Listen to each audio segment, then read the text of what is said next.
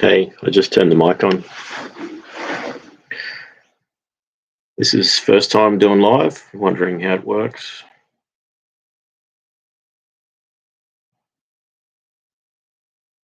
Maybe try and get a conversation going.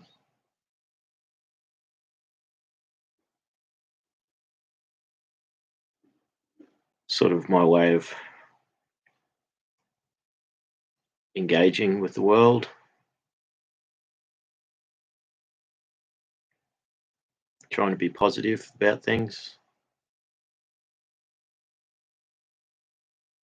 Happy to chat if there's stuff to talk about. If not, it's sort of making making me do this is um, giving me a chance to do something new. Maybe something cool can come out of it. So I've got a lot of stress in my life, and um, suffer from complex trauma, and I try and not let that affect me too much. But it's very difficult to uh, it's difficult to be positive all the time. I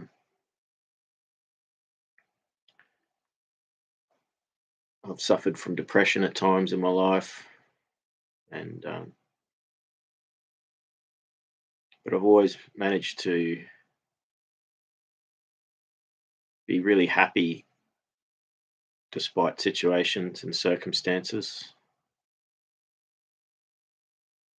It's only sometimes it gets too much.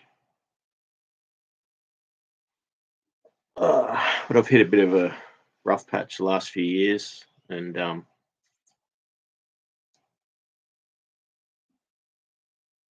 lot of trauma that really affected me when I was a child had come back to me, and I couldn't handle it. Um, so what I'm doing now is I'm getting a lot of counselling and therapy to learn how to not just exist with this condition, but to live happily. Um, the big thing is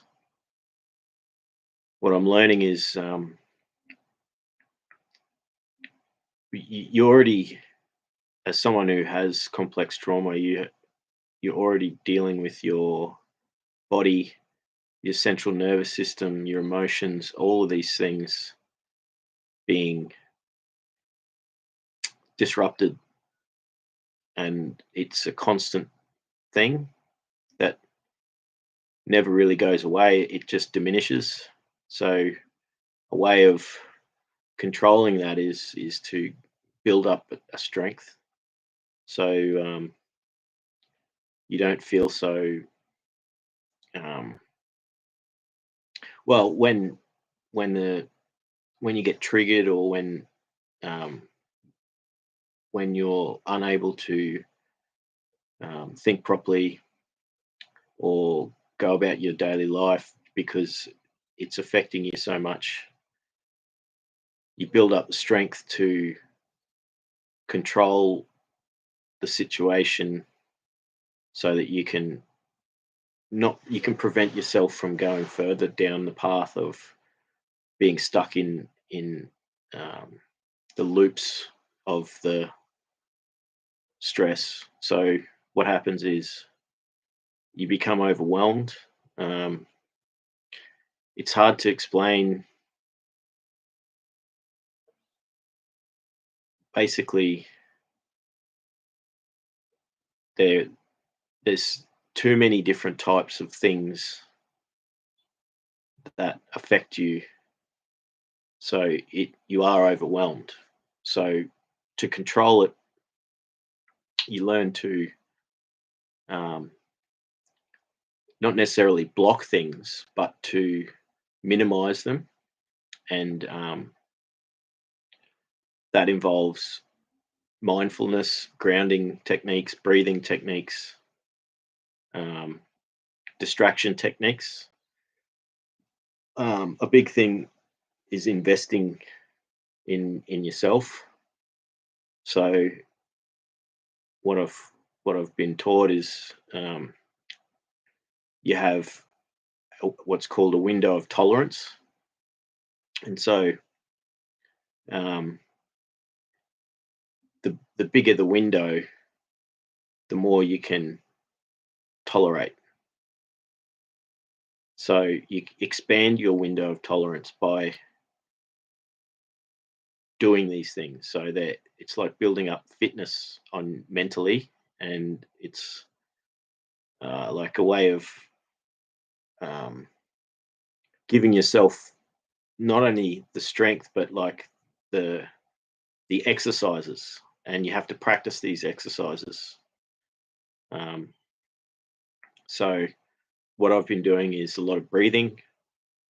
If I get to a point where I'm overwhelmed or I start getting triggered by too many things, what I'll do is I'll just stop what I'm doing, and I'll do a sequence of breaths, and these could be like the 4 4 4 4, the box method of breathing. So 4 seconds, breathe in for 4 seconds, hold for 4 seconds, breathe out for 4 seconds, hold for 4 seconds. That's a pretty common one. Um, and I find the 4 7 8 method and the 4 8 8 method, good. So you're holding the breath longer and you're breathing out longer. Breathing's a great thing to do. Um, it's all part of resetting your nervous system and letting your body know that you're in a good place, so that you can not be so frightened. Because what's happening is you're getting stuck in a state of being frightened, and once you once you're in that state, your body goes through all of these natural defense mechanisms, that basically will alter your physicality. Hey, how you going, mate? Yeah, it's not easy, is it? I'm just like trying to trying to do new things. It's great to. This is why I did this. So yeah, like I'm glad to have met you, and um, this is a great thing. I'm connecting to someone on the internet, and yeah, you too. I just got shivers because it's like, I'm isolated at the moment, and um, I found, I'm going through a lot in my life. Like my mother's not well, and I was unwell myself last year. Um, I became overwhelmed with everything, and I'm recovering from that now. Yeah, no, it's all good, brother. It's life throws you, difficult things that you have to overcome or get through. So sometimes, oh, they do. The triggers keep compounding. Absolutely. You'll you'll start with one trigger, and then suddenly you'll go down this path of memories and experiences, that you were not planning on thinking about at all. So, like, triggers will trigger things that just out of nowhere. Um, often, often triggers will come from, um, experiences. Absolutely, yeah. that's the thing. So just so um, and this is what I was talking about a little bit earlier with the window of tolerance, is that if you build up your strength, um, you can cope with more triggers, and you're not going to go through the compounding thing. You might get to a point where you can just sort of leave it be or keep it at a point, and then you can still go about your day without it completely taking out your whole day. Cheers, cheers, man. Like the first 20 minutes, I was just sitting here silent, waiting, and then I realized um, I should start talking. Yeah, I'm seeing a therapist, psychologist, and especially I'm very lucky in this country, Australia. We have a centre of excellence of complex trauma that offers free counselling. So I call them once a week, and they teach me a lot of stuff. And I couldn't do any of that if I had to pay. I mean, um, you know, so I'm very lucky. I'm seeing a therapist, and I do it when I need to as well. So I can call them, and there's generally a wait time of half an hour or so, sometimes less, and then I can speak to someone for half an hour, and that's once a week. I can do that, and that's free. So that's something that is really I'm really fortunate to have. And then, anyone who suffers from complex trauma, see if there is a service like this in your country, and if there is, reach out for it because it's beneficial.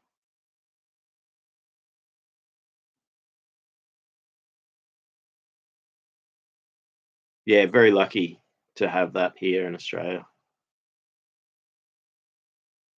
Yeah, free healthcare is something that should be everywhere. Um, so yeah, it's any country that's got it, try and keep it, and it also makes private healthcare competitive. So, you know, yeah, I'm in Brisbane in Australia. It's it's a pretty nice place. I've lived here most of my life, and yeah, I I just feel very fortunate that I have access to this. Um, yeah, cool. Yeah, Australia's Australia's a great country for a lot of things. Like a lot of places in the world, we do have a history that is um, not necessarily nice, but every country has this, and it's all about moving on from the past. It's sort of like, countries and nations, they themselves harbor their own form of complex trauma on a greater level, and it then filters back down onto the population. I think that yeah, and people unconsciously will sort of deny. Um,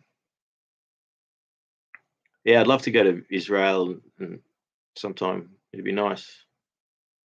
Um, I've I've never really travelled much in my life. I've been overseas once. Yeah, the war's terrible, but I don't hold it against the Israeli people.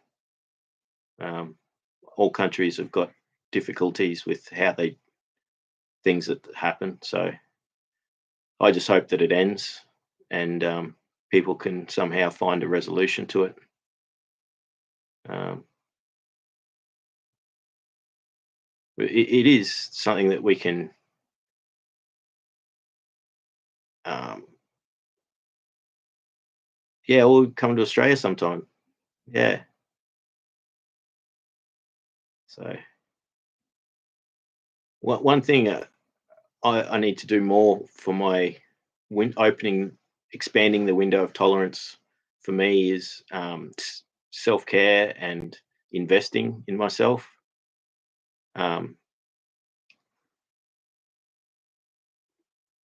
Thanks for the chat, Mahosh. I hope I got your name right. Yeah, mate. Thank you so much. It was really great connecting with you, and I'm going to try and keep doing live streams every so often. So hopefully the algorithm helps you find me again. So enjoy your cooking and your dinner. And oh, you're here listening, so you can. I get what you're saying now. But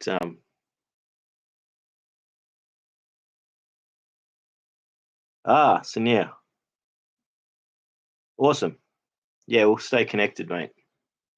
But enjoy your cooking. Like I'm imagining you in your kitchen right now, cooking food, and um, you got the smells and the sounds of the cooking, and you've also got this Aussie voice in the background. So that's pretty cool. You know, a few hours ago, I was in um, in a different place, and I was wondering if today was going to be a write-off.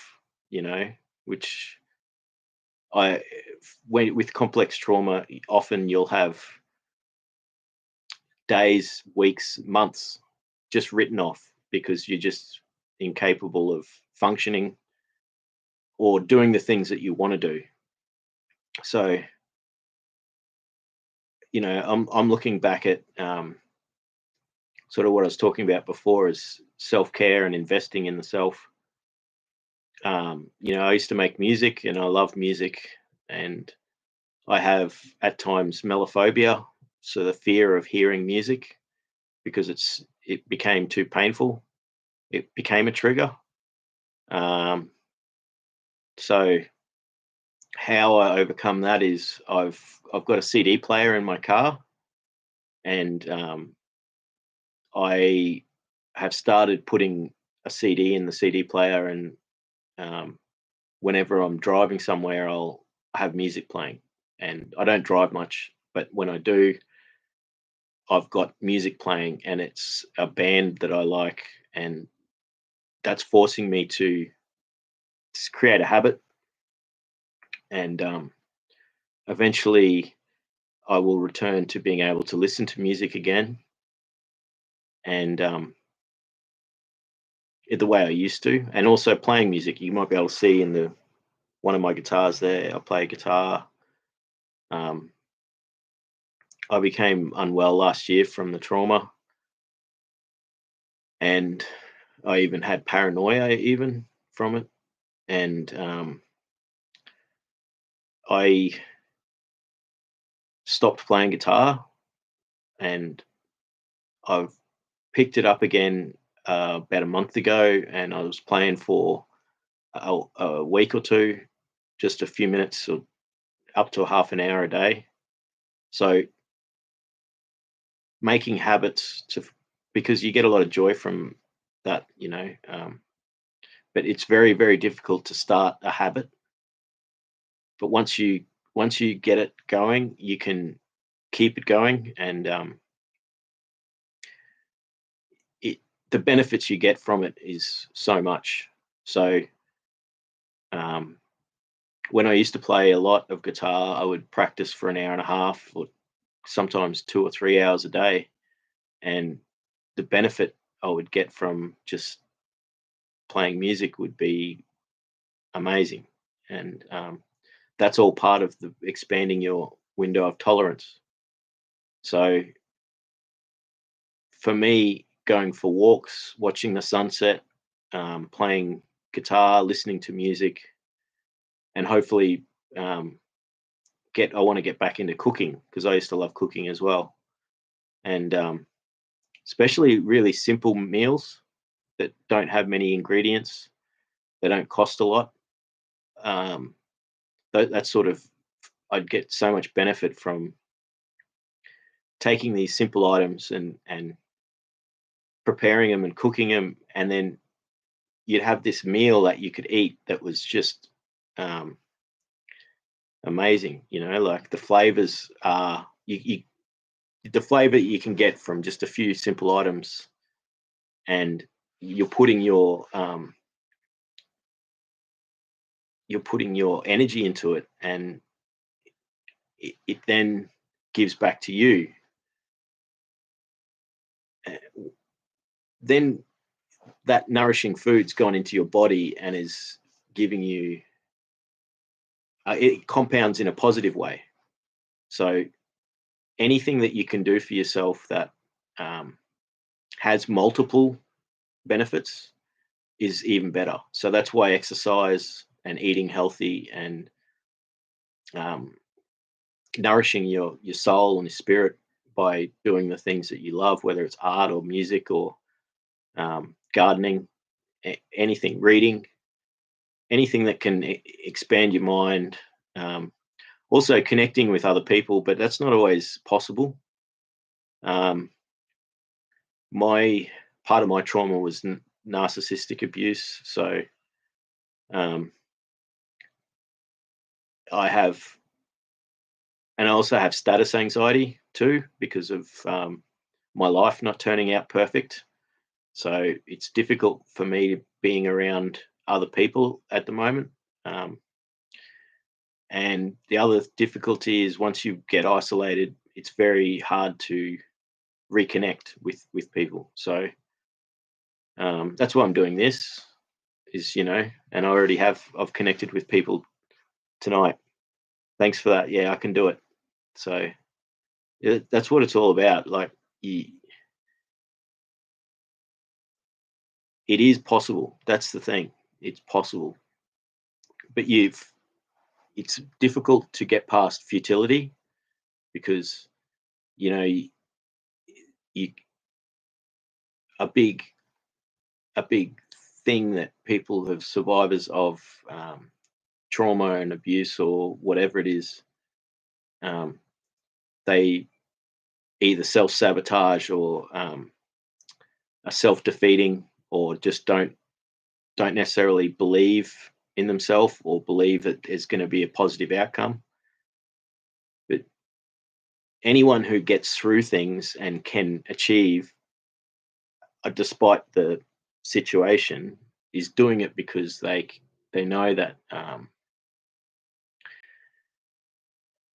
well they have accepted that they can do it and they can make it through, and that's the thing that gets you over the line. And so determination comes from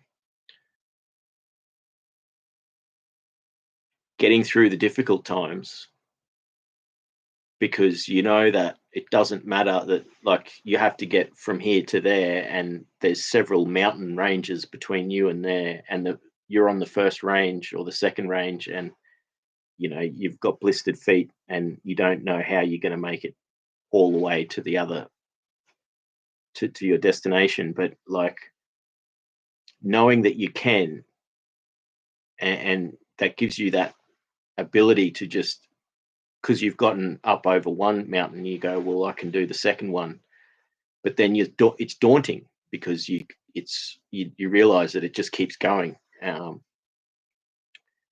So it's easy to say you'll never make it to there, but if you don't focus on that, you just focus on the fact that you can. It's not about deluding yourself that it's not going to be easy. No, it's deluding yourself that it will be easy, because it's not going to be easy. You just got to keep going. And if your feet blister so bad that you're bleeding, you might have to rest.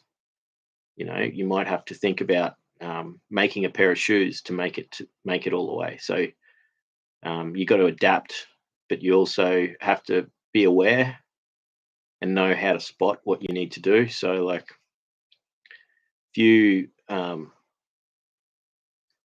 if being aware and looking at yourself and where you are is a big thing. So identifying what's happening is a big thing, because once you realize it, you can then do the appropriate actions to get past where you are. So that works for triggers, um, also works for breaking out of procrastination, because procrastination is a big thing. Because it's very easy to give up, or not necessarily give up completely, but it's easy to feel like it's too much, and that's where it's like a contradiction that you have to basically push past. So I'll give you an example. It's like I get a lot of enjoyment from going to watch the sunset, and I used to also watch the sunrise as well. So it doesn't cost much to go and do. You can walk to watch the sunset if you're in a place that you can, or I can go for a very short drive, and I'm in nature, and and you know halfway up a mountain, and I'm able to be in the bush and listen to the birds, and watch the sunset, and have my own time for a while. But the barrier to it is you go, well, that it's going to do so much good, but then it's it's it's not much effort to do. So, but then the problem is that it's easier to say, well, I'm not feeling, I'm too depressed today, or I had too many triggers today. I'm not going to make it to go watch the sunset. And then so you don't go.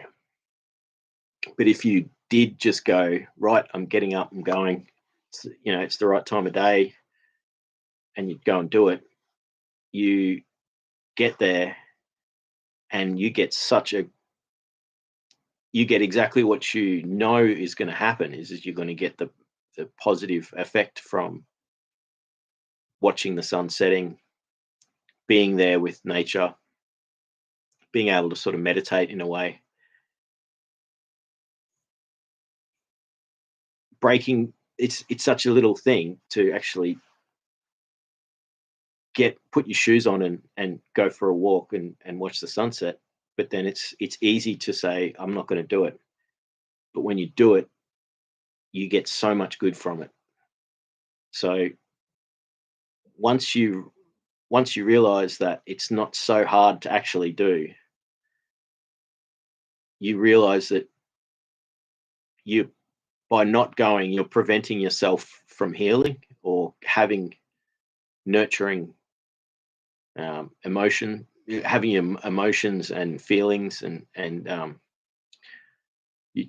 your whole self go through a cleansing, even like.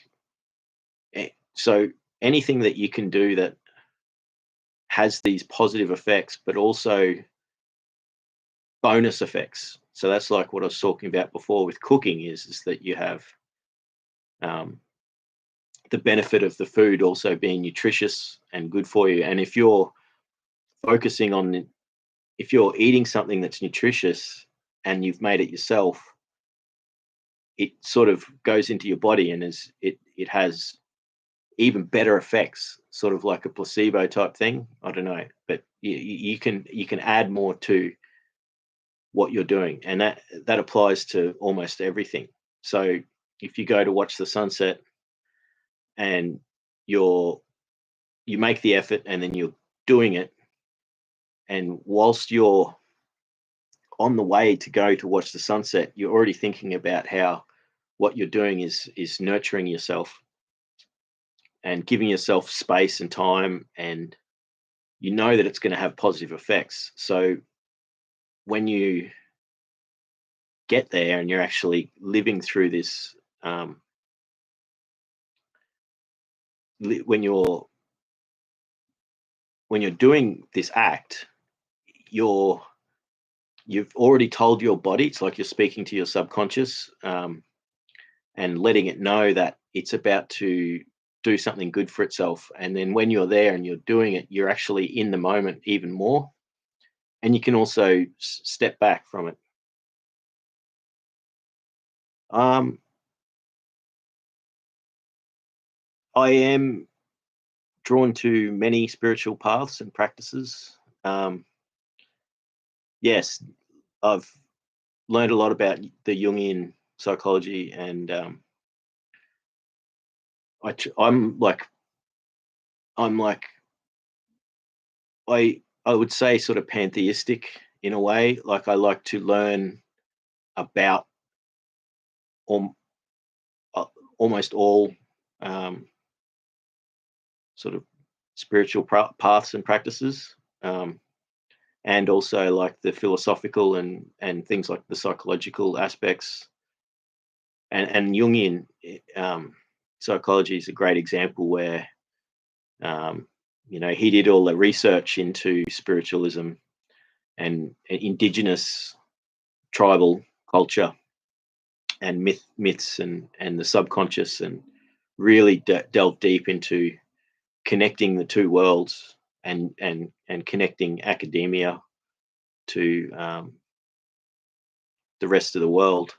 So I think he did a lot for giving people a starting point, in a way, because he was like pantheistic in a way himself, because he didn't follow one particular thing, and understood that there was contradictions or dualities in a lot of things, and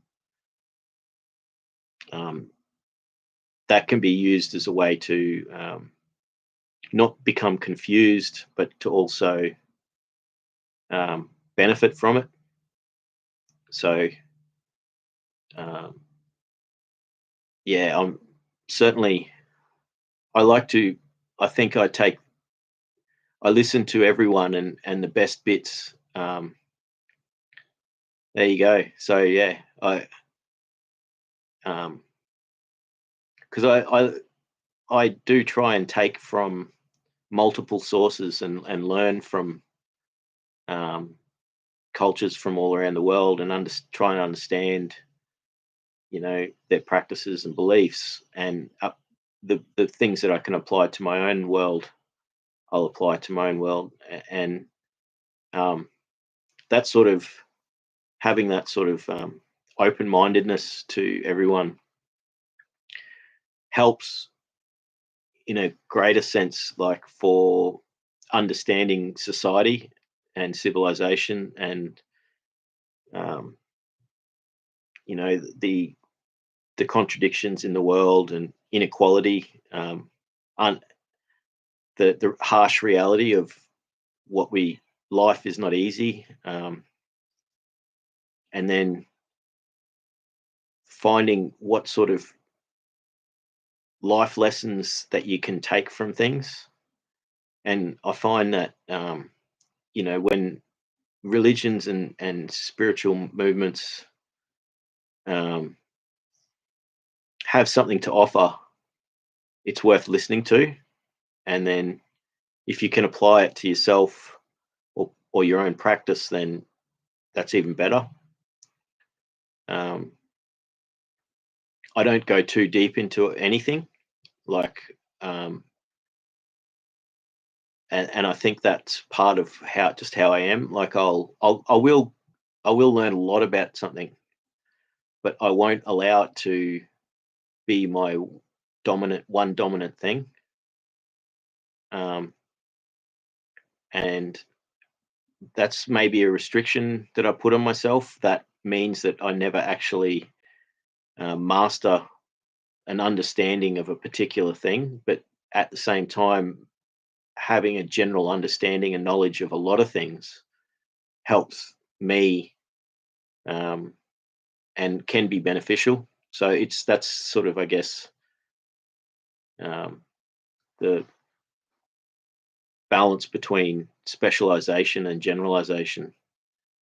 It's good to do a bit of both. Um, if you're, if you're, the problem with being a generalist is that you can't be a specialist because you can't apply um, that particular specific knowledge. But then if you're a specialist, you can't understand the whole picture because you're not looking at all the outcomes, or you're not understanding all the causality of the different factors that influence and shape whatever it is that you're trying to understand. So just and this relates back to coping with complex trauma a lot.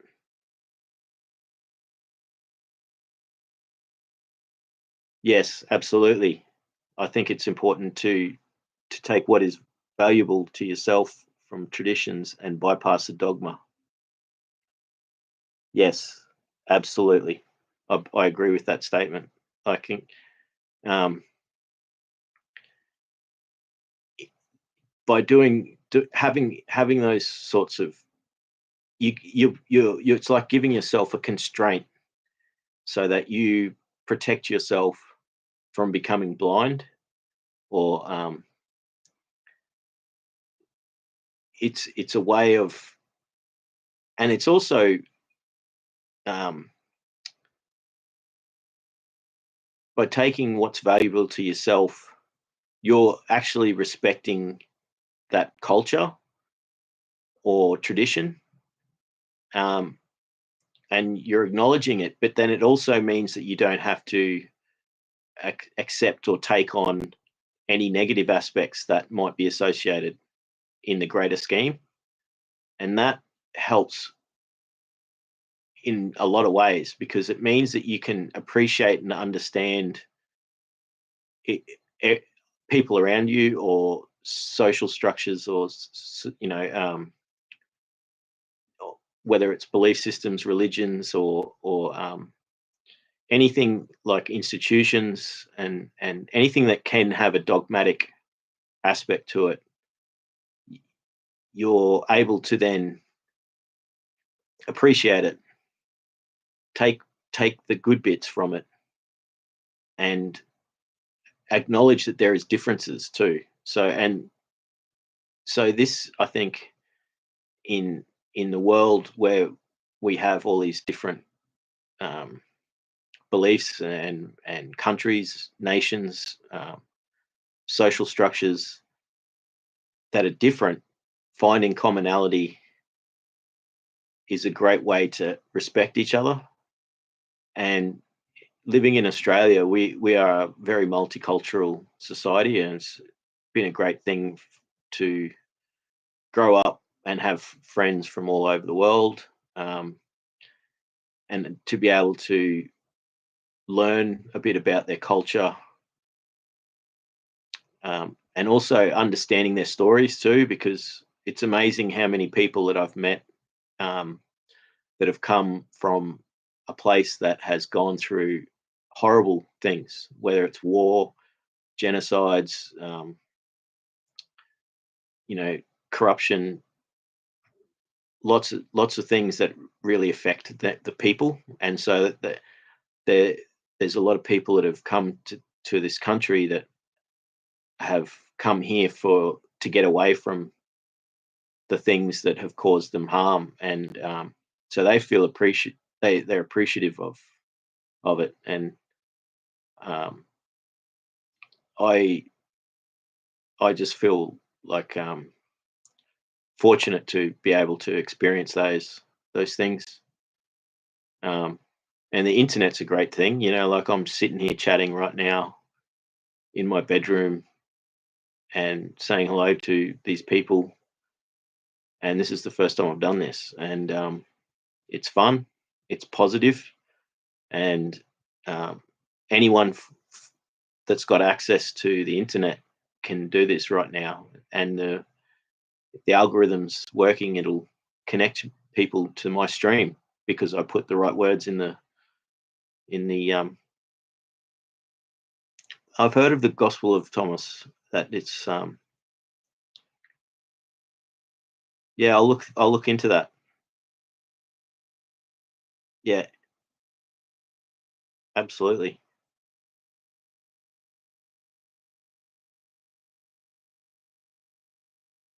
No, I'll give that a read.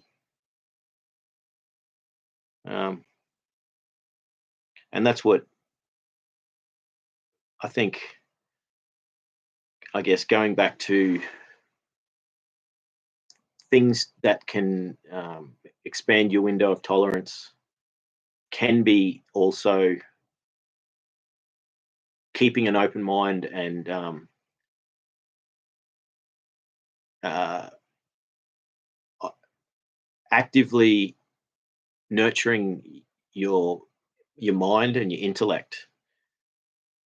Now, the difficulty is that things get so difficult that you might not be able to um, have the energy to read or learn something new. So you give up, and that's okay for a while. But you got to remember that you don't want to get stuck in that for too long, because then it's harder to then open up again. So one thing that I found in my life, because my my trauma comes from, it's like lifelong in a way. So um, and continuous. Like, so every year something major would happen in my life, and um, that would compound. But one of the main things that would keep me going was as I would always be learning something new. I'd always be opening my mind to new ideas and learning more about more things without overwhelming myself. So um, I'd go through phases where, I'd be learning all about philosophy, and then I'd be learning about psychology, then I'd be learning about the history of the civilizations, and then, whatever it is, like, I'd always be doing something, learning something new, and then I'd get to a point and that's enough of that for a while, and then I'll move on to something something else. And that's how over time I've managed to get through difficult times, because knowing that having new things to discover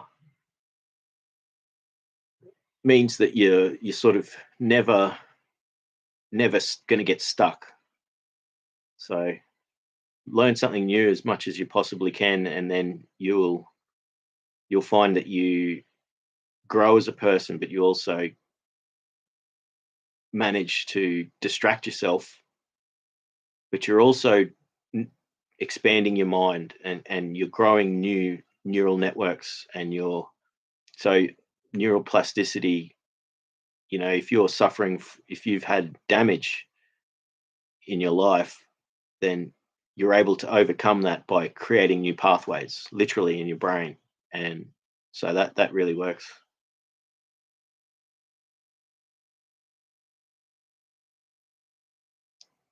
If you bring altruism, grace media, I'm just reading your comment. Yeah, if you bring forth what is within you, what you bring forth will save you. If you do not bring forth what is within you, what you do not bring forth will destroy you. See, that's absolutely true. Like, yeah, that's sort of like, it's not like you're damned if you do and you're damned if you don't. It's like, just do.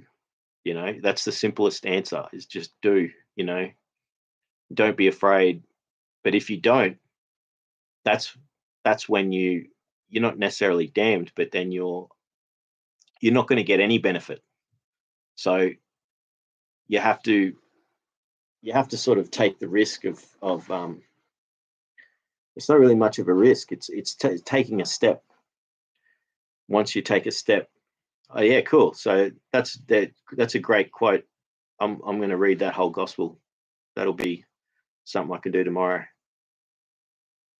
Um, and that's what I love about learning learning from all the different religions and beliefs is that there's so much out there that you can learn from, and that's why things were written down.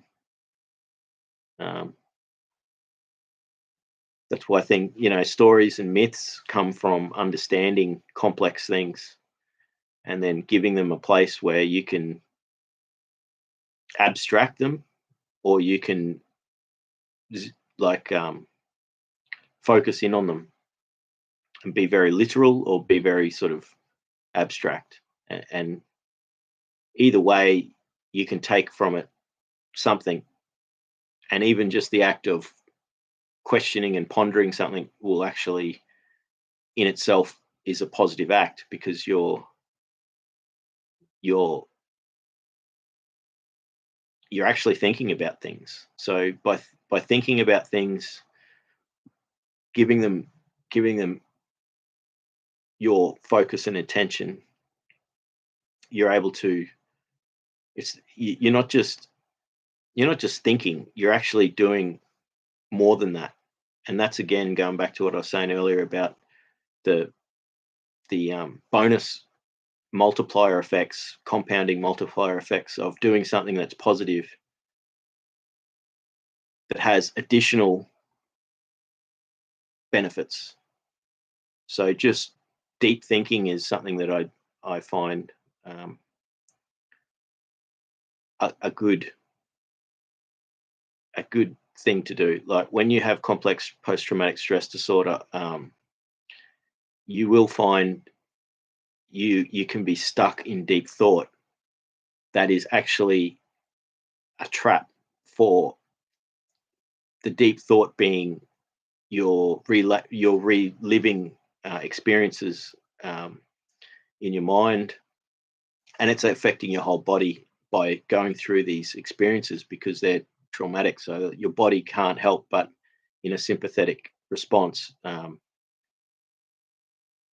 experience the trauma over and over again, and that's why it is literally traumatic, because it's not just like a bad memory; it's like you're reliving that memory, and your body doesn't differentiate from it. So that's where you have these negative effects. So your health suffers, and then those things then lead to not looking after yourself properly and all those sorts of things. So deep thought and pondering is a great way to distract you from the things that cause this um, uh, harm and trauma to yourself. So you're taking what you become hypersensitive and like, depending on the type of triggers and depending on like how long you've been stuck in that um, cycle or loop of multiple things, depends on how quickly you can break out of that. So, and that's why distracting yourself by learning new things is a really great thing to do. By learning new things and continually doing that, and not you by learning something new, you can only do so much. So you can have too many hobbies or too many interests, but if you go, well, I'm interested in a lot of things, um, and understand that it's okay to follow something for a while and then put it down and then move on to something else. You're not giving up on the thing that you were interested in a few months ago or whatever. What you're doing is you're giving yourself the ability to actually continually keep doing something new. And by learning new skills, it it has the same effect as learning knowledge, new knowledge. But the skills then give you additional benefits where once you learn enough skills, practical skills, you can apply any of those things that you've learned to other things. So the faster you learn, no, the more things you learn, the different types of things, once you can identify the core attributes that make up any sort of um, action or project, or it, you realize that you can do anything in a way. So once I worked in printing for a while, and I learned how to do certain things with printing, and then I taught myself carpentry, um, and skills that I learned from printing, mark making, lines, measuring, getting things plumb and square, creating uh, jigs and templates, double checking things. All of these skills then relate to being able to learn something else. So I'm a big believer in that sort of stuff. Yeah, Joseph Campbell and his the yeah, I haven't heard of Hillman and Moore, so I'll look into that, absolutely. See, it's all about, I'm open to learning and listening to finding. I mean, this is great. So I'm here chatting live on the internet, and someone's giving me pointers to learn new stuff. Like, how good is that? Like, um, we do live in a pretty amazing time to be able to do these sorts of things, and you know, the benefit, like, of what I'm doing today is pretty amazing. Like, I've was vulnerable. I put myself out there to connect with the world. I've been isolated, and I've met new people, had a conversation, um,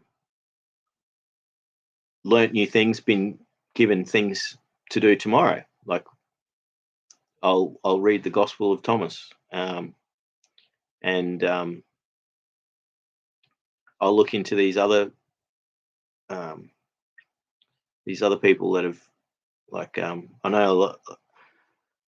I've seen a lot of documentaries on Joseph Campbell. I haven't read any of his books, but um, I do understand what he was trying to get at with a lot of things, and how, obviously with the Jungian connection, they share a lot of sort of ways to understand the nature of the world and how things progress. And it's almost like there is, you know, in life, there's like a magnetism, or things, natural laws of natural attraction and things like that. Um, Focus and intent, and how, um, we create our world, but we also affect our own world. So that, by understanding that, and if you then can apply self-awareness, and you know a few techniques, and you know what you need to be doing, and you know how to actually get yourself to do those things, that's when you're really going to succeed in overcoming the hurdles that you're sort of going through, because you you you're facilitating your own healing and progression and growth by not just going blindly into things. You're actively working on things, and it's very much different to being a bystander in your own life. And so switching from being in the back seat or the passenger seat to actually being the driver of your own vehicle is what it's all about. um, and understanding that sometimes you do need to be in the back seat, or you need to be in the passenger seat. But if it's your vehicle, why are you in those places, and don't stay there for too long. You need to get back into, so you can think practically, how do you actually do that? Okay, so I'll use that analogy as an example.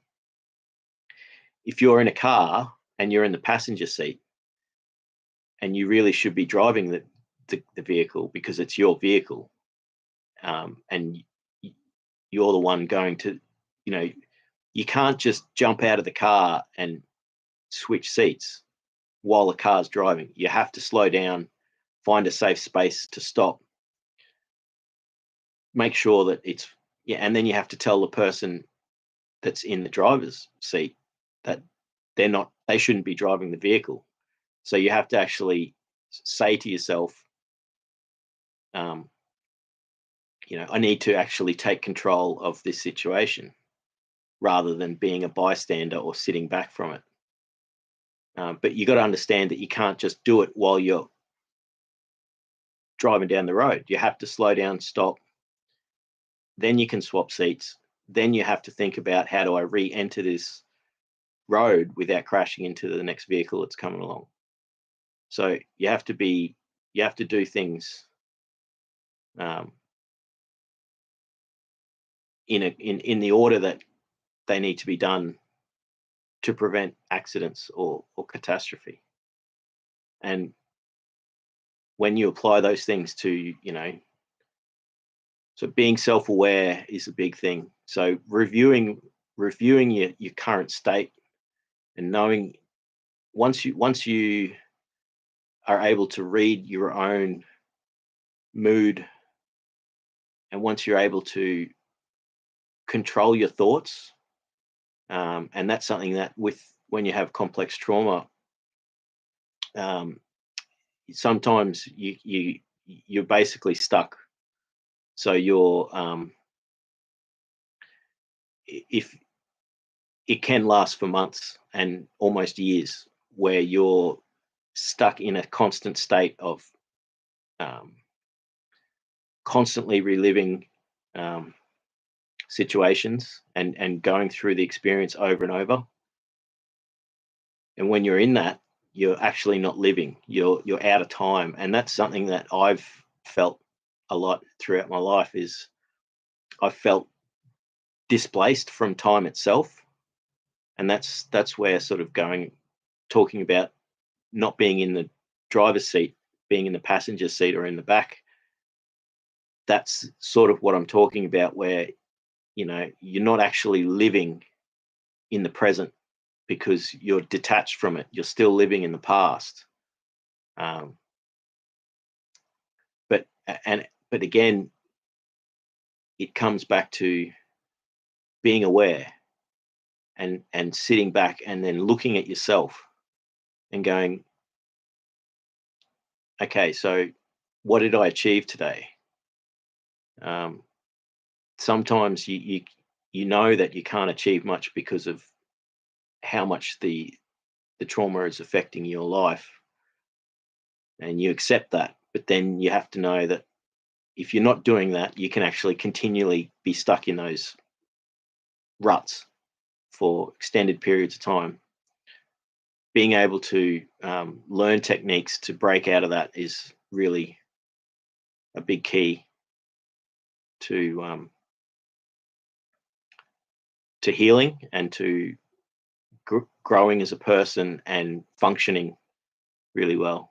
Um, so it's a battle that you have to fight, and I don't like fighting, So, um, but unfortunately, the struggle of life is like a battle, um, and that even though we live in, a time where, um, things are pretty good, for most people on the planet. So, um, you know, I, I, what gives me, what makes me humble and empathic is, I look at my own struggles and struggles with experiences, and then I look at what other people have to deal with. So people that have come from that have had to deal with the horrors of war and all that sort of stuff, like, and poverty and all those sorts of things. Um, that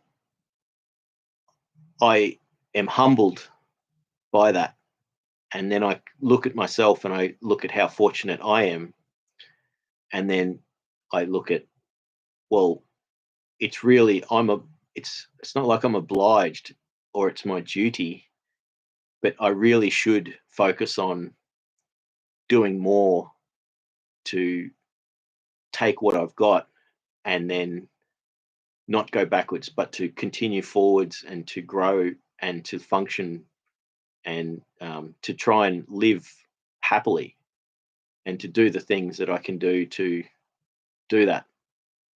So knowing that people out there have got it much worse than I have makes me humble, gives me gives me hope, because when you see, for instance, when you see someone who's severely disabled and they don't let it they don't let their life affect them. They keep doing the things, they keep living and achieving, and it shows you that, you know, um, their determination should give you strength. You shouldn't, but then understand that you shouldn't feel ashamed if you're not succeeding yourself. So because things are difficult, obviously, if thank you. I just read the blessings from Elizabeth. Thank you. Um, so when when you see the power and determination from someone who's severely disabled, that is happy and is doing things and living life, that should give you strength to do the things that you need to be doing for yourself. And that's something that that helps me sort of snap out of procrastination or getting stuck in um, negative thoughts or having low self-worth or giving giving up on things. So I have this thing where I never completely give up, but I feel like I fail, and I've had self sabotage problems, self defeatist attitude at times. So, but see, at the same time, people around me say how much I don't give up on things and how much I do try to achieve, despite difficult situations. And you don't you don't often see it, how much you're actually doing when you're struggling through a difficult time, because you're too busy treading water, and you don't realize that you're actually getting closer to the island. The more you tread the water, you're not getting swept out to sea, but um, the island's so far away that you can't tell that you're getting closer to the island. So um, so you're going in the right direction, but you can't tell that from yourself. But the boat that comes by, um, that rescues you because they saw you, because you're actually trying to save yourself. So you, treading water is is like pushing on, keeping going. But even when you're procrastinating and I've been bedridden at times, and you can be so feeling like you're giving up, or you got no hope. Um, Knowing that you're not going to be doing the same thing tomorrow, and saying to yourself, well, today I do need to lie in bed because I can't push myself to get up and do the things that I need to do. But you say to yourself, but I know that tomorrow I may have the energy to, and I'm going to try to do everything I can to break out of the trap and the cycle that I'm stuck in now. And by treading water and just keep or continuing on that path, it, it eventually you'll get to your destination. I'm just reading Elizabeth's message. Maybe you're too harsh on yourself, or you may prematurely judging yourself. Look how long it takes a tree to produce fruit. How much more kinder and gentler should we be with ourselves? Absolutely, I agree with what you're saying. I am too harsh on myself, and that's a trait that I sort of battle with, self defeatist, and I even had self hatred at times and things. Like people say, we are our own worst critic, and that's true, I believe. And I think a lot of people are harsh. I'm certainly too harsh on myself, but so I need to give myself more credit, um, and be more forgiving, and um, and and that will enable faster growth or stronger growth. And I also agree with what you're saying about how long it takes for a tree to produce fruit. It's so true. Like, um, some trees take 20 years before they fruit for the first time, and you know, people that grow those trees, grow an orchard. Um, they might be waiting each year and going, oh, next year or this year it's gonna flower, it's gonna fruit, and then it doesn't. But they keep watering the tree and they keep pruning it and fertilizing it, and making sure there's not too many bugs eating the sap and making the tree unhealthy. So um, knowing that the tree will fruit in its own time and that it's not going to happen straight away is a great thing to understand, because expectations, having that's another problem that I've suffered from, is having expectations, and either expectations of when something will get to a certain point, or if something will get to a certain point. When you focus on that, you're not focusing on the fact that there's all these things that get to that point. So you have to remain, um, I guess, you have to work on all the aspects and understand that things do take time.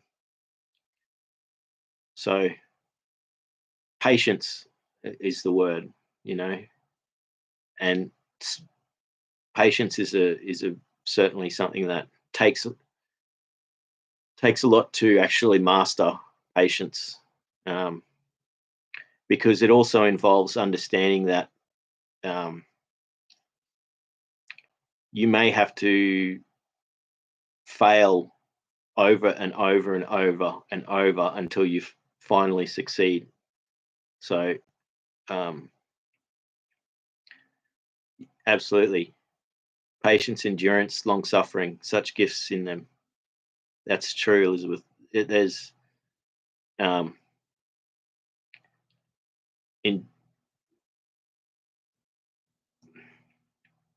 it's always, I mean, you have to keep thinking about these things and keep working at them, and keep them in the background. And that's what endurance in a lot of, and patience is um, acknowledging something without allowing it to become your primary focus. Because once it becomes your primary focus, then you're not focusing on the whole, and you're also, depending on what it is, it can actually make whatever it is you're trying to do unattainable. But if you don't keep it there, you're never going to get to your destination or achieve your goal, because um, it's a core fundamental. And it's sort of that applies to those things, is that if you keep them not in your primary focus, but keep acknowledging that they're required. It's sort of like, if you focus on the negative, then and have a negative outlook on something, then you're not going to be able to achieve a positive outcome in a way, because you've already given up, or you've allowed yourself the fact that um, it's not going to happen. So you create a barrier. But um, if you keep it in the background and you don't focus on it, but if you understand that it's going to be there, that, for instance, you may not achieve your goal, and that if you don't achieve your goal, it's not the end of the world. um, you don't want to think that you're not going to achieve your goal, and by letting go of the expectation of achieving your goal, and also letting go of the expectation that you're not going to achieve your goal, and then focus on actually the actions that require getting to that outcome, you're more likely to actually get there. I'm just reading Elizabeth's comment. Our thoughts, words are seeds. Good, bad, or ugly, we will eat the fruit of them. Absolutely. You know, um, and this is where, like, things like cognitive-based therapy has helped for me, because you realign words and thoughts so that they have a beneficial effect, or you're containing negative aspects so that they don't take over. And you know the more, by being happy and positive enough, I think doing it enough is a big thing. So exercising enough to stay fit um, means that you're not going to become unfit, and means that you don't have to spend all your time exercising to become super fit. And I think with expectations, like, it's similar, that you, by not having too much expectation, but expecting that you're going to have to go through the motions, it then gives you more, you're present more in the fact that, you know you're in the driver's seat at that point, and you're not just looking down the road at the road. It gives you the chance to actually experience the whole world around you. So um, you become more aware of all these things that pass you by. And so, at the corner of your eye, you'll see birds flying. And if you were too focused on the road, you wouldn't see the things in your periphery. But you have to have a faith in the fact that, in your own ability, once you understand that, that's when you can, it frees you up from a lot of responsibility and things that can cause negative things, which then lead into failure. But what I guess the point I'm trying to get at is that you're missing out on living in the moment and experiencing the beauty and preciousness of simple things. So even just the journey of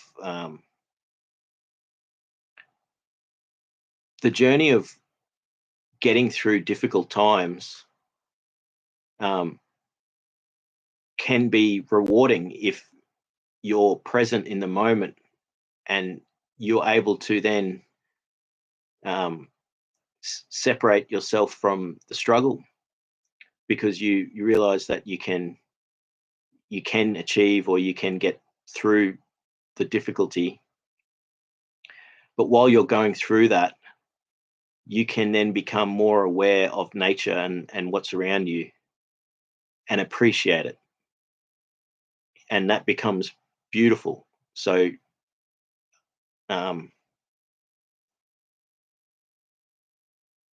you're denying yourself the majesty and beauty of reality and nature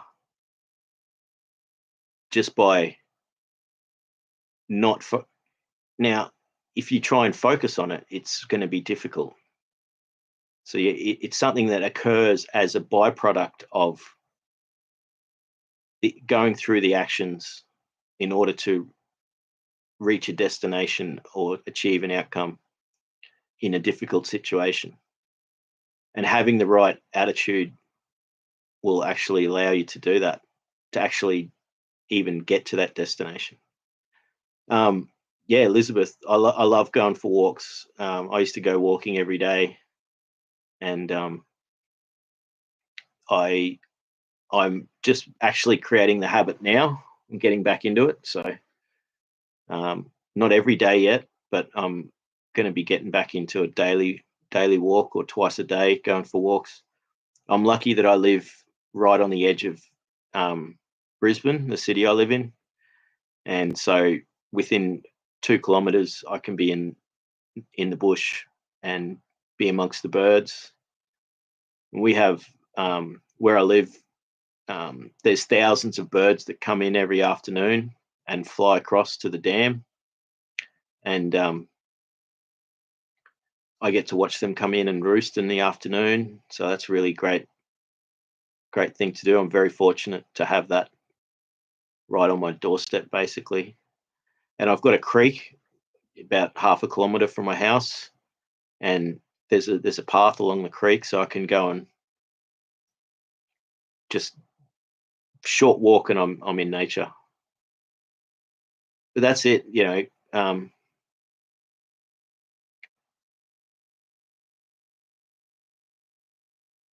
we nature is, in a way, nature, and being in nature is like being close to God, I guess. And in a lot of ways, that's what it is, and that's why I don't think people understand, people that are atheists, and they don't necessarily understand the meaning of what my understanding of what God is God is good and goodness, and it's as a whole, and that nature is, being in nature is being close to God or goodness. And I think that if you can, and in, it doesn't I hope that comes across well, like that it's respected that um, doesn't matter how much something means to you, it's still there, and that people need to respect people's. I think there's a lot of people who have forgotten why people practice religions and what it means to these people, um, and that understanding and respecting what things mean to people, it will make makes us closer to each other. And I don't know, I think people can find, and that's why I like learning about lots of religions and learning about lots of belief systems and cultures, and um, by understanding those things, I gain a greater respect for the differences between people, um, but also finding what's connected and what really means the same thing. And that's why um, experience, like nature and experiencing life, but living is a big thing. And this is where going for walks and being in nature is such a good therapy for whatever thing's troubling you. If you can do it, do it. And if you're having troubles doing it, um, try and give yourself the opportunity to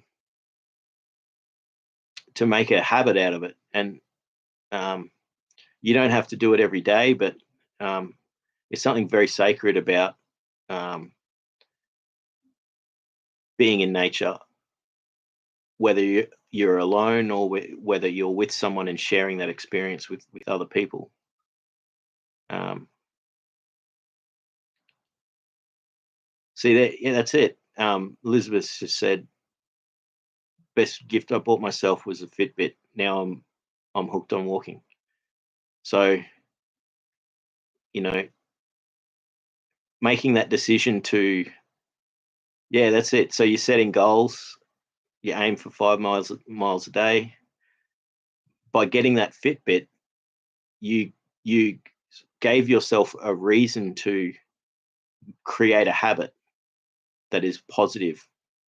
And the benefit, like by going and doing that thing, you get so much. You get a spiritual connection. You get a physical connection.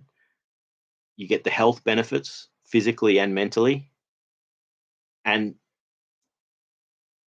by purchasing a product that helps you do that, um, it's amazing how those things can work. And investing in yourself, knowing that,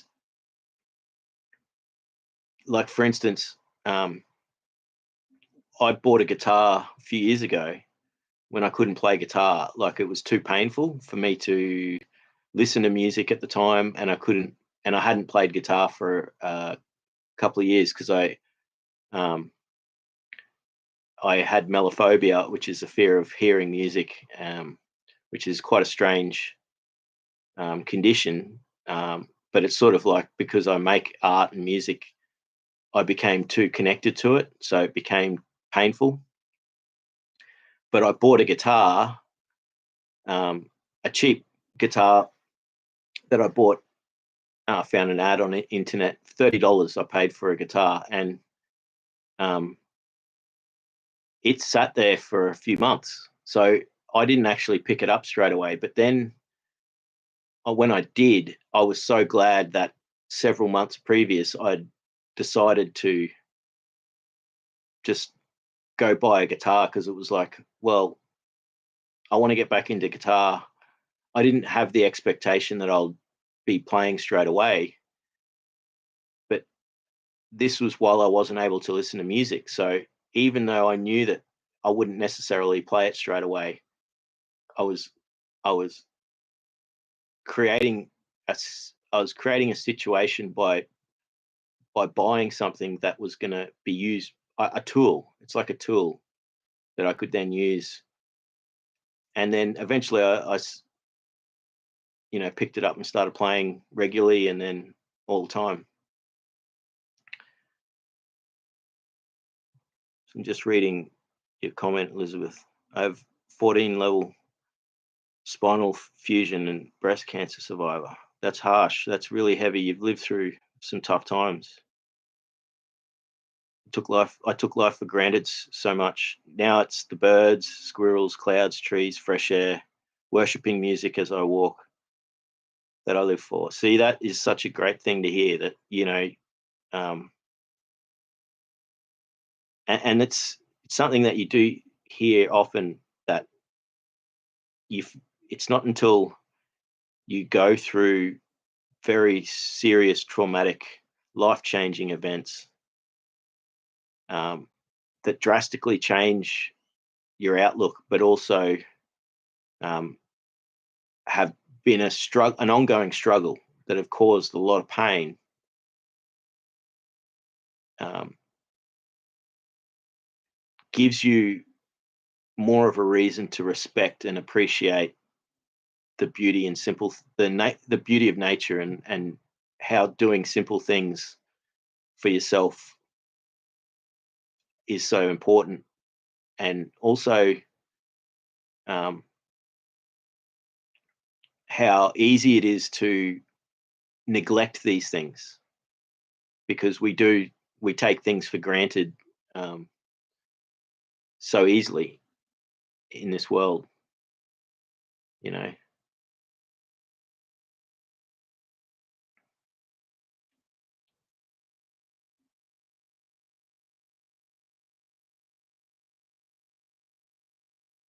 uh, you know um,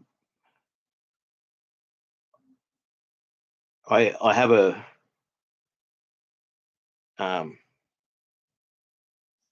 I've I really appreciate this conversation, Elizabeth. I see how much you've lived through, and how much you appreciate these things now, and your fight to your fight for life has given you, you've succeeded, and you're living in a you're able to appreciate, and um, that's that it's really great to hear those things, that you it wasn't if it wasn't for your determination and the struggle that you survived, you wouldn't be able to appreciate and get love from all of these things now. And so, um, it shows a lot of things. I mean, it shows that,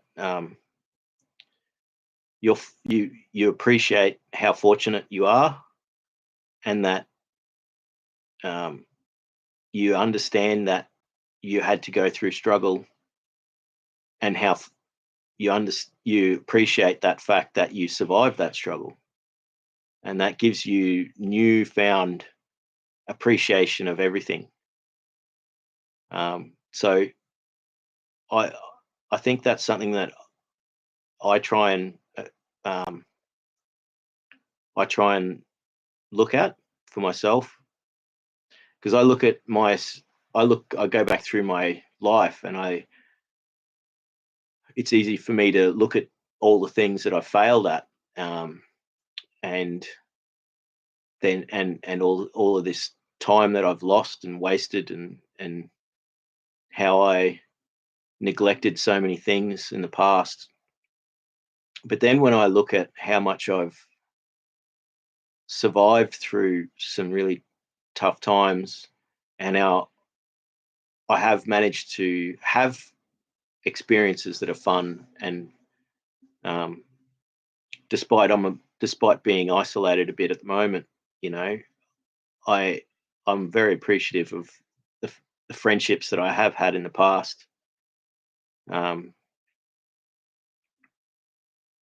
but it's yeah, our pain is never wasted. It's Bert's purpose on us in us. Yeah, I agree with that. Um, it's it's it's it's what makes us, um, and it's what you do with it too. You know, so um,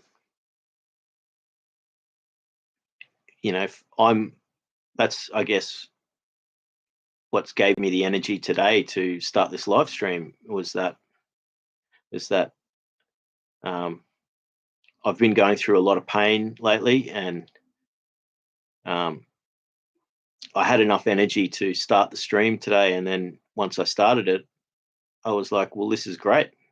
This is giving me something to do, and I'm doing exactly what I wanted to do. I break my social isolation and connect with people." I'm glad I found you on here too, Elizabeth. Thank you for joining. Um, I'm gonna maybe do the odd live stream once a week or something like that, and I think connecting and chatting is a great thing.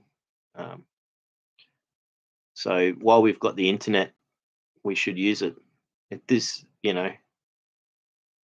and I'm getting a lot out of this. So you know, I've like I was saying, I've been isolated.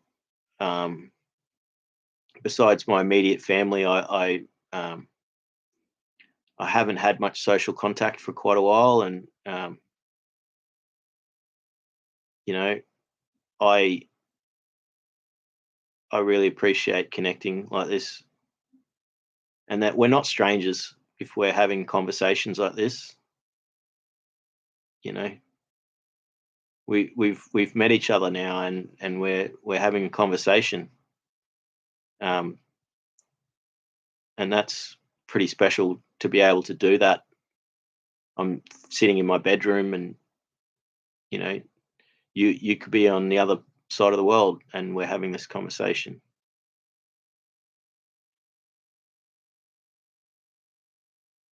Yeah, um I haven't. I do need to join a join a club or do some volunteering or something like that, and I'm looking into that. I used to volunteer a lot.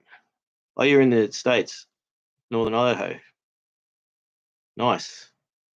I'm I'm not too aware of, like, what's the weather like in Idaho? Is it cold? But it's obviously summer there at the moment anyway. Um, but yeah, so support groups is I've I've been getting a lot of support from um, over the phone counseling sort of support, but that's helping me navigate a really tough time. The next step for me will be to, um, you know, reconnect with volunteer groups that I used to go and spend time with. And there you go. It's cold. That's right. You're up on near the border. That's it. Yeah, nice. And we just had summer solstice. You just had summer solstice, so or you probably got it today. We had it yesterday. Um, so it's a great time of year. This is part of. I said to myself, when the days start getting longer, that's when I'm going to start doing more. So that started today, like, and now that every day as the days get longer and there's more sunlight and it gets warmer, I'm going to be doing more each day. So that's part of my little growth plan.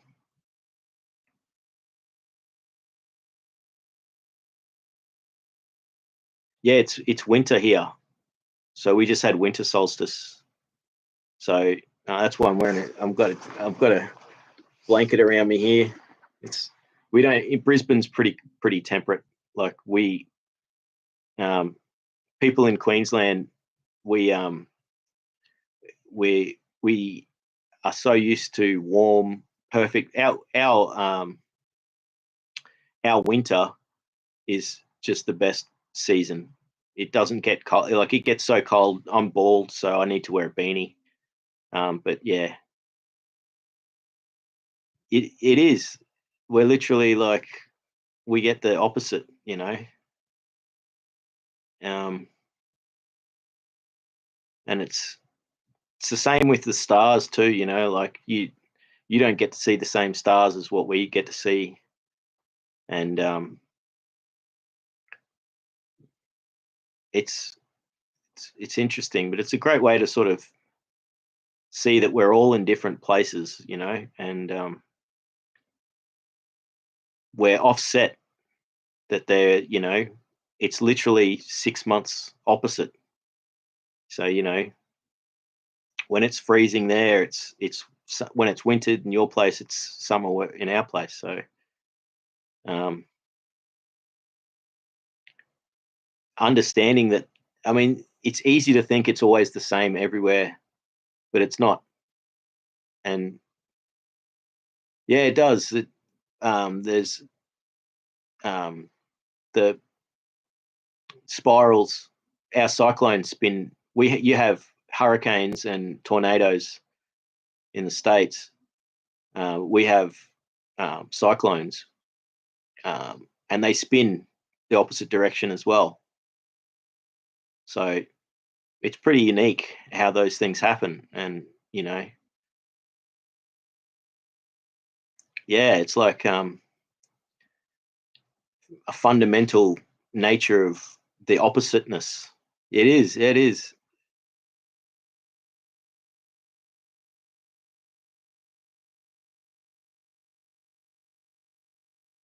Bunny shy. I definitely don't have the answers. What I do know is that if we can try to improve our lives just by 1% per day, imagine how far we could go. That's a great comment because, um, and a thing that sort of connects to what you're saying is that um, if you don't exercise every day, you don't exercise, you lose 1% of your strength and energy. So when you understand that, that means that if you lay in bed for 100 days, you're almost dead or you're lost all of your strength. Um, but then knowing that you also gain 1% of strength, physical strength, by exercising each day. So you can go from 0 to 100% in 100 days. And I think that applies to um, the the same thing with mental strength and yeah, I think that 1% thing is a really powerful thing because you know how much you can actually achieve just by continuing on a little bit each day. 1% adds up very quickly. Like, you know, 20% is a lot. It's something, it's noticeable, and you can achieve 20% in 20 days. Less than a month, you can go from 0 to 20% or 30%, which is like a third. So it gives me a lot of strength and gives me courage knowing that 1% per day is all you need, and that 1% is actually a lot because it doesn't go away as long as you keep doing things. So you just keep building, and within 2 months, 3 months, you're almost back to normal again. So you can go from zero, almost zero, back to 100% relatively quickly. And you can have, so in a year you can go back to zero several times and still finish the year back at 100%. So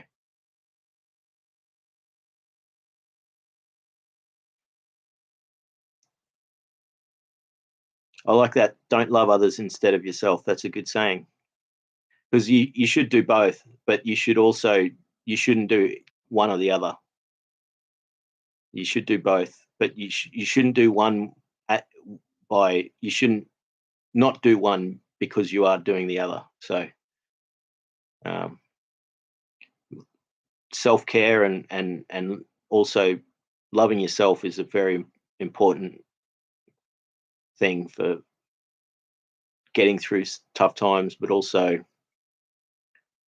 preventing yourself from failing at things, because um, you have you're more forgiving and then you have more confidence. So things will naturally work out better.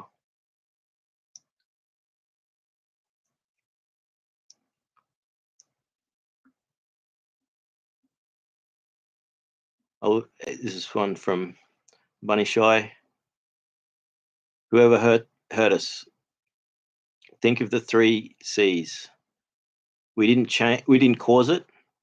We can't change those who hurt us. We can't cure them. That is good.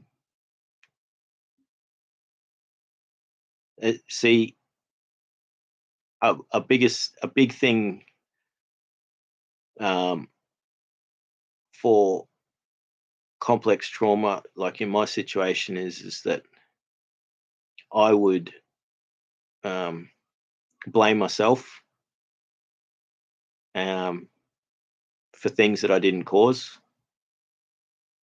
Um, I would get stuck on the fact that trying to understand um, why or how people could do the things they do, and knowing that you can't cure them or change them is another thing, because um, uh, people that do bad things or people that harm others, um, that you can't try to it's by trying to understand and or trying to cure them, it's not possible.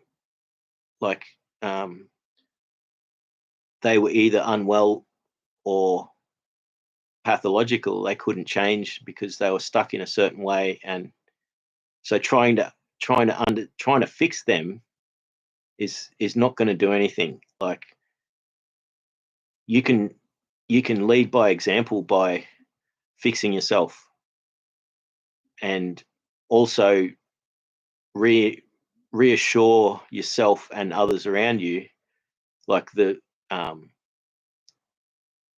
things that matter and things that are actually applicable, and like fundamental laws like decency and cooperation, sharing and compassion, kindness, all those things. Um, you practice that, but you also remind people that these are things that we need to not forget about. But you don't try and change people or try to educate them. You just let them be aware. You still have to say the things or do the actions, um, but trying to fix things is not going to necessarily fix it. Um, in a way, if that makes sense.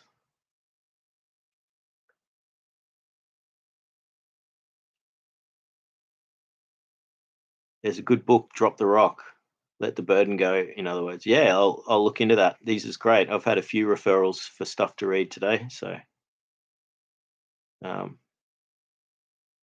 it gives me. This is great. Like I jumped on here today, and I've got a couple of books and a gospel to read, so I've got some new stuff to learn. Um, ants, automatic negative thoughts. All right, that's good. Really dissect the thoughts. How true is the thought? Interrogate those thoughts, etc. Yes, absolutely. Like I've um, being able to I'll, I'll I'll talk about that for a bit. But Elizabeth, thank you for joining the live stream today. I really appreciated the chat, and thanks for being here and sharing. I really appreciate it. Thank you. I hope you have an awesome day for the rest of your day. Nice summertime in Idaho. Awesome. I'm glad to have met you. Yeah, the automatic negative thoughts. I have a trouble with catastrophization, negative thoughts, self-defeatist thoughts. But then people around me tell me how positive I am and how much of a positive outlook I have. So one of my sort of faults or things I struggle with is um, I might be positive towards um, a general overall outlook, but then I might apply negative thoughts or negative outlook towards my own situation. So I'm denying myself over being positive towards a collective or a greater. And you really need to put yourself in the picture. And that sort of goes back to what people have been saying earlier about those sorts of things is you need to focus on yourself as well as doing what you can for others. But you know you got to understand that you got to change things for yourself, and that's the most important thing.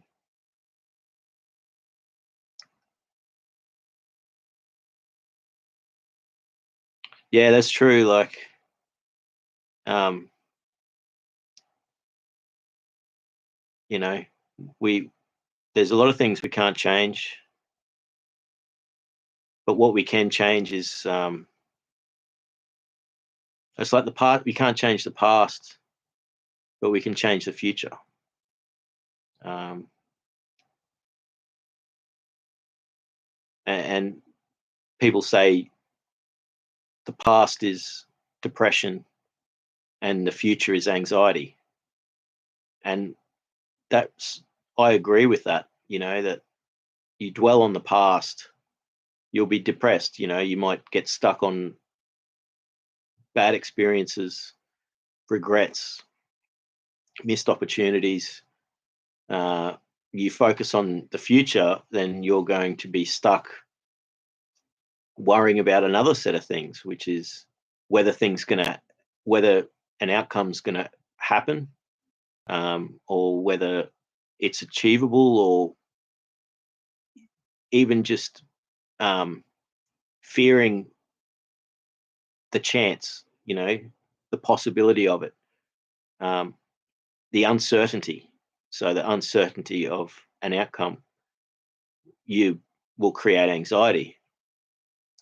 The key is to actually live in the present, and by living in the present, you're actually able to appreciate what you have, um, and you can not just appreciate what you have, you can actually make it better. So you can make your present, which is where we live in the present. It's only our minds that will send us to the future or the past. So yeah.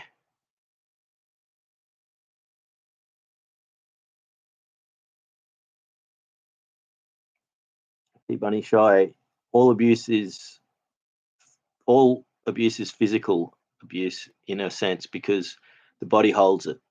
The tension, we can work on that. There's always a chance for better days. Always. That's a really great positive and true, because um, the first bit is how much how much um, your body is affected by our thoughts and our experiences. And sadly, um, abusers and narcissists and that, it's almost like they know this. They know that by hurting us emotionally, it's going to affect us physically as well. I don't know if they know this, but it clearly has an effect. And I've experienced narcissistic abuse and bullying when I was growing up, and even my adult life. I've been a target for narcissists to attack me. Uh, it's made me stronger in a way, but it does affect you. Like you know, people bully you. Eventually, it affects your physical body, and it then gets compounded if you drink alcohol or something like that to shut out the pain. You're making it worse for yourself, and your body will become very sick very quickly. And it's letting the bullies win. So it's not about fighting or winning against these bullies. It's stepping back from the fight and realizing that you making yourself stronger is a great way to to uh, making yourself stronger by stepping back from a fight protects you in a way as well, because they're throwing punches at you and you're dodging them. Um,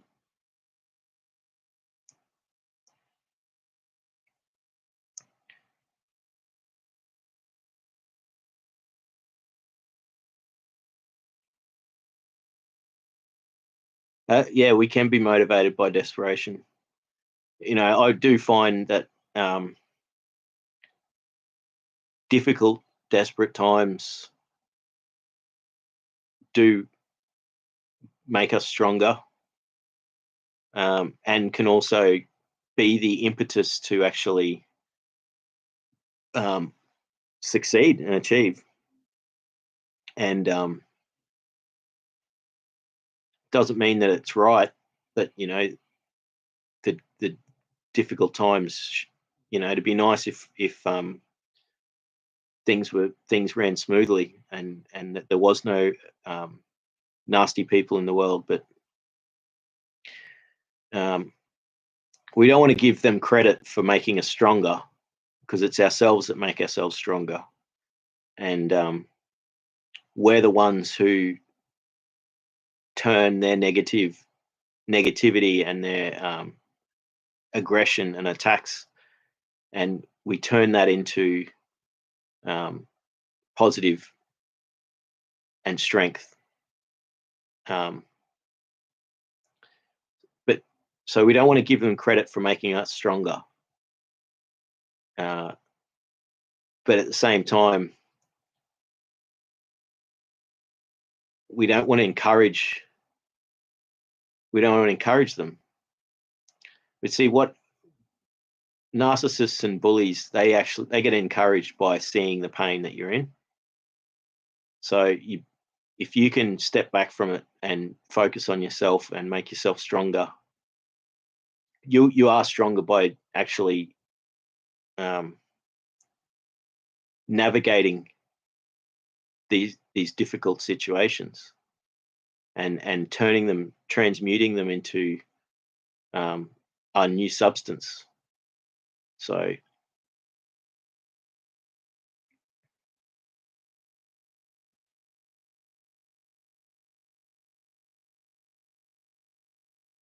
yes, we can sweep our side of the street, not governing what others did.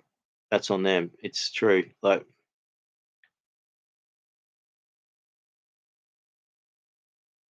our ship doesn't have to take on any more water. We can let some things go. It's true. So once it's like,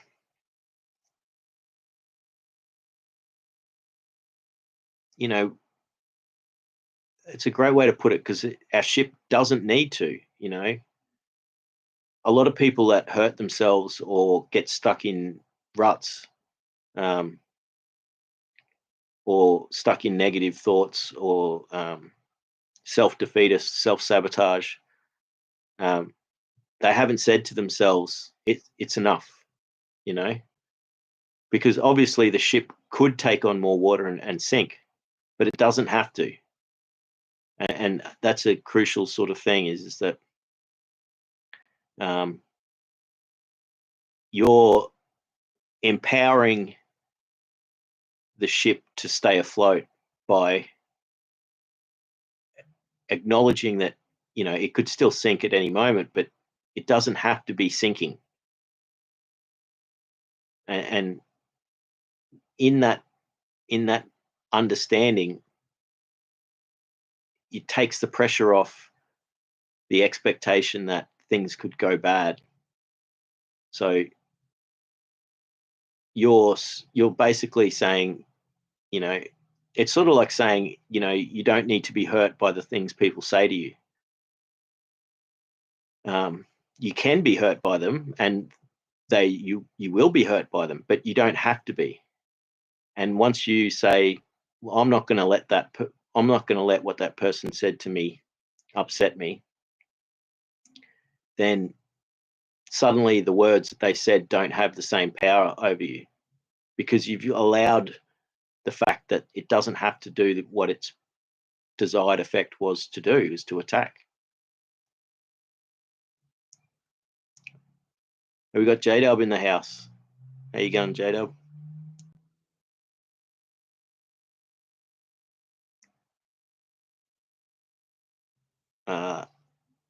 T-Bunny Shy says, we aren't to blame for everything, and it's not our job to take on the negative feelings of family and others. Yeah, it's true.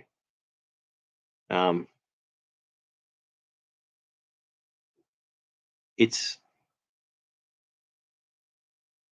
in life and in nature, like, things happen and bad things happen, and it's too easy for ourselves to blame ourselves, especially in situations where clearly there is no blame on the self. But we will still instinctively take the blame. It's like a victim mentality, with someone who's been attacked or abused, or will basically blame themselves for what happened to them. And it's very difficult to actually change that. But we do need to remind ourselves that we aren't to blame for everything. And also the second part was that, we don't need to take on other people's negative feelings. Um,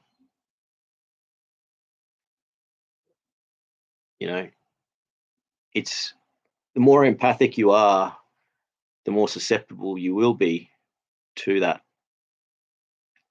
But to be able to be empathic and also function, you need to be able to create a barrier or boundaries so that you don't take on everything. It's like there's a saying, the pain of the world, and people that have got melancholy and depression, that are empathic, and they get upset by all the negative things that are out there, and it makes them sad. And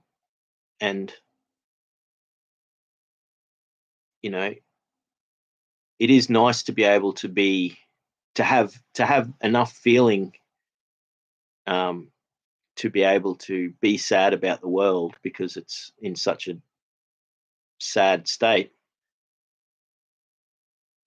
is actually good because it shows that you have feelings, but you need to sort of stop at a point because it'll consume you, um, and it can go several ways. You can become um, deeply saddened, you can become apathetic, or you can become negative or like paranoid that everything's going to always turn out bad. So, um,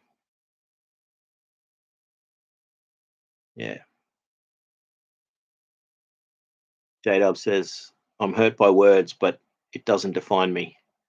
But I feel 1,000% my family's hurt words. Yeah, the closer, um, the closer you connection you have with someone or something, the more it's going to hurt, and that's that's really hard to deal with, and that's why people that are important and close to you, their opinions of you and the way that they speak to you and what they say to you has so much more of effect than what a stranger says. So it somehow it's very hard to distance yourself or change your the way, but you really have to stand up for yourself in those, because the more it's going to affect you, then the more you need to stand up for yourself. So if someone's not listening to you or always saying you're wrong, um, you need to remind them that you might be correct, and that you need to remind them that they don't have to say you're wrong on every subject to actually listen to you, think about it, and then say your opinion.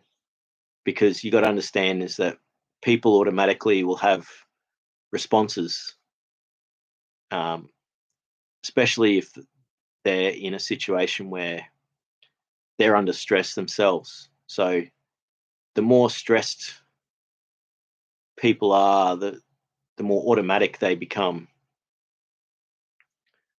Um, so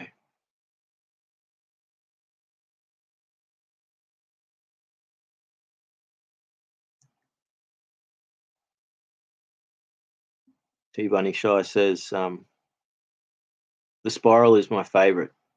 Close your eyes and a picture a spiral spinning. Let your upsetting thoughts spin that spiral. Breathe. Try to slow the spiral down. Maybe even stop it with your eyes closed.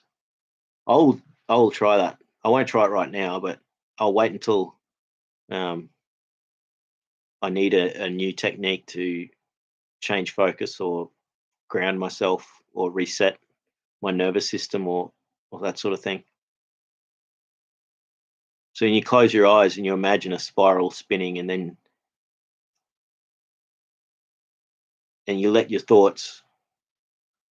Yeah, so that's the key. So you let your thoughts spin the spiral, and then you try to slow the spiral down. So it's like you're letting your the thoughts that are causing pain wear themselves out, and then you're focusing on slowing down the spiral by imagining the spiral slowing down.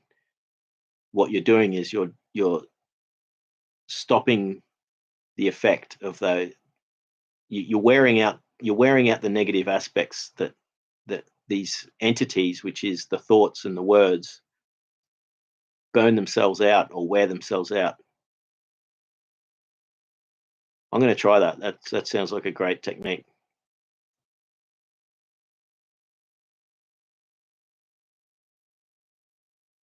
J-Dub, yes, that's my parents are elderly as well, and I'm dealing with my mother's got a serious condition with her health at the moment, and it's very, very sad to see. And appreciate as much time you can with your parents, if, you know, and not everyone not everyone's fortunate enough to be able to be there with their parents or even have parents. Um, but it's very sad when you lose connection to people that are so close to you. Um,